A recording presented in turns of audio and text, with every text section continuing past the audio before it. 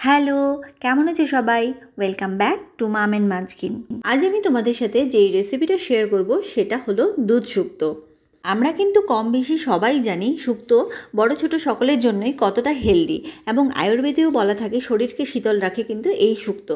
তাই আজকে তোমাদের সাথে দুধ শুক্তো এই রেসিপিটা আমি আমার বেবিকে যেভাবে দিই সেটাই তোমাদের সাথে শেয়ার করব। তো এই দুধ শুক্তোটা করার জন্য কি কি ইনগ্রেডিয়েন্টস লাগছে আমি এখানে স্ক্রিনে লিখে দিয়েছি, তোমরা চেক করে নেবে। তাও বলে দিচ্ছি আমি কিছুটা গাজর নিয়ে নিচ্ছি, কিছুটা শসা, পেঁপে, তারপরে কিছুটা থানকুনি পাতা, যেমন এটা হচ্ছে থানকুনি পাতা, আর নিয়ে নিয়েছি কিছুটা হেলেঞ্চা। আমি যে উপকরণগুলো ইউজ করেছি তোমরা সেগুলো যদি সবকটা না পাও তাতেও কোনো অসুবিধা নেই, তোমাদের ইচ্ছে মতো সবজি কিন্তু তোমরা ইউজ করতে পারো, তবে পেঁপে আর কাঁচকলা এই দুটো রাখার চেষ্টা করবে। আমি এই রেসিপিটা মাছ দিয়ে করছি, আমি এখানে শিং মাছ ইউজ করছি, তোমরা চাইলে মাছ ছাড়াও করতে পারো আর ইচ্ছা করলে মাছ দিয়েও করতে পারো।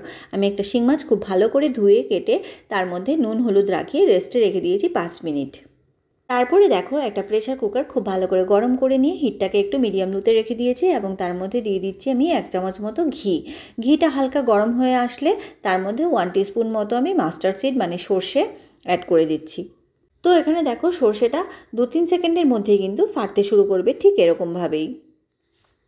তো এখানে দেখো সর্ষেটা দেওয়ার মোটামুটি 2-3 সেকেন্ড পরেই আমি যে সবজিগুলো কেটে রেখেছিলাম সমস্ত সবজিগুলো আমি এখানে একে একে অ্যাড করতে থাকবো।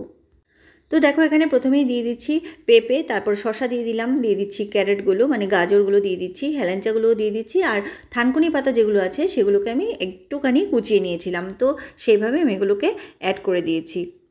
তো এখানে দেখো প্রেশার কুকারে সমস্ত সবজিগুলো অ্যাড করে দেওয়ার পরে আমি এখানে একটু হালকা হাতে নাড়াচাড়া করে নেব, এবং পুরো প্রসেসটা আমি কিন্তু মিডিয়াম লোতে রেখেই করব, হিটটাকে কিন্তু বাড়িয়ে আমি রান্নাটা করব না। তো তার মধ্যে দেখো নাড়াচাড়া করতে করতে আমি একটুখানি নুন এর মধ্যে অ্যাড করে দিয়েছি। নুনটা অবশ্যই স্বাদ মতো তোমরা তোমাদের বেবিরা যেরকম খায় এরকমটা দিতে পারো, আর 1 বছরের নিচে বেবি হলে নুনটাকে স্কিপ করে দেবে। আর এখানে দেখো আমি একটু আদা বাটা দিয়ে দিচ্ছি, 1/2 টেবিল স্পুন মতো আমি আদা বাটা এখানে অ্যাড করে দিলাম, দিয়ে আবারও এরকমভাবে একটু নাড়াচাড়া করে নেব, খুব বেশিক্ষণ নাড়াচাড়া করার দরকার নেই।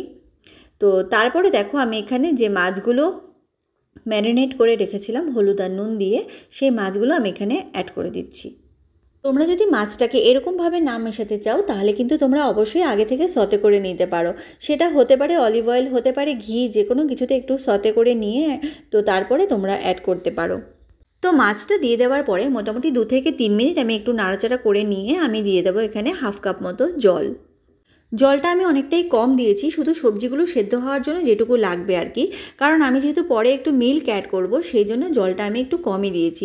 তোমরা যদি 1 বছরের নিচে বেবিদের জন্য করতে চাও তাহলে মিল্ক তো তোমরা দেবে না, সেই ক্ষেত্রে তোমরা জলটা আর একটু বাড়িয়ে দিতে পারো।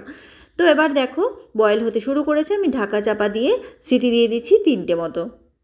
তো প্রেশার কুকারে 3টে হুইসেল কমপ্লিট হয়ে যাওয়ার পরে আমি তোমাদেরকে ঢাকাটা খুলে দেখাচ্ছি। দেখো সবজিগুলো কিন্তু ভালো করেই সেদ্ধ হয়ে গেছে। দেখো গাজরটা তোমাদেরকে দেখাচ্ছি, কারণ সবজিগুলোর মধ্যে গাজরটাই তো হতে একটু টাইম লাগে, তো সেটাই আমি আগে চেক করে নিচ্ছি। তো দেখো গাজরটা কিন্তু ভালো করেই সেদ্ধ হয়ে গেছে। এখানে দেখো সবজিগুলো সেদ্ধ হয়ে যাওয়ার পরে জলটাও কিন্তু খানিকটা কমে এসেছে। এবার আমি অল্প পরিমাণে মোটামুটি 60 ml মতো কাউ মিল্ক অ্যাড করব, এবং সঙ্গে খানিকটা সরও রয়েছে। আমি আবারও বলছি, তোমরা যদি 1 বছরের নিচে বেবির জন্য এই রেসিপিটা করতে চাও তাহলে অবশ্যই দুধটাকে স্কিপ করে দুধের জায়গায় জল ইউজ করবে। আর সবজি অবশ্যই তোমরা তোমাদের পছন্দ মতো দিতে পারো। আমার যেমন উচ্ছে কাঁচকলা দেওয়ার ইচ্ছে ছিল কিন্তু আমি দিতে পারিনি, অ্যাভেলেবেল ছিল না, তোমরা চাইলে দিতেই পারো। উচ্ছের চিতেতো ভাব সেটা কিন্তু দুধ শুক্তোতে থাকে না। তো দুধ দিয়ে দেওয়ার পরে 3 মিনিট রান্না করে দেখো গ্যাসটাকে বন্ধ করে আমি এবার একটা বাটিতে শুক্তোটা তুলে নিচ্ছি। তো আমরা এই জিনিসটা কিন্তু খুব ভালো করে জানি যে শুক্তো বড় ছোট সবার জন্যই কতটা হেলদি। শুক্তোতে এত রকমের সবজি থাকার কারণে এর মধ্যে কিন্তু প্রচুর পরিমাণে নিউট্রিয়েন্ট থাকে, এবং বিভিন্ন রকমের নিউট্রিয়েন্ট কিন্তু এর মধ্যে অ্যাভেলেবেল থাকে। আর শিং মাছ দিয়ে করার কারণে রেসিপিটা কিন্তু আরেকটু বেশি হেলদি হয়ে গেছে, কারণ এর মধ্যে রয়েছে প্রচুর পরিমাণে আয়রন, যেটা বাচ্চাদের হিমোগ্লোবিন বাড়াতে কিন্তু সাহায্য করে। বাঙালিদের খুবই জনপ্রিয় খাবার দুধ শুক্তো কিন্তু একেবারে রেডি। আমি আমার বেবিকে সার্ভ করে দিলাম, তো চলো দেখিনি আমার বেবি কতটা এনজয় করে খেলো।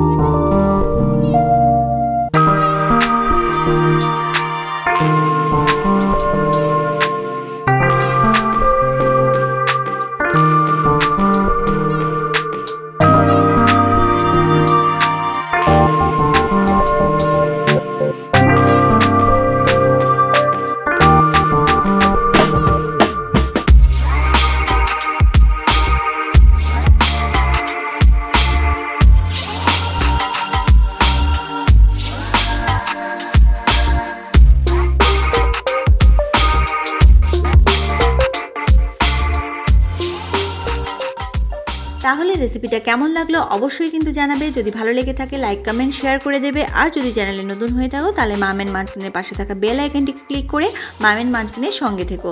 দেখা হচ্ছে নেক্সট ভিডিওতে। ততক্ষণ তোমরা ভালো থেকো, সুস্থ থেকো। টাটা।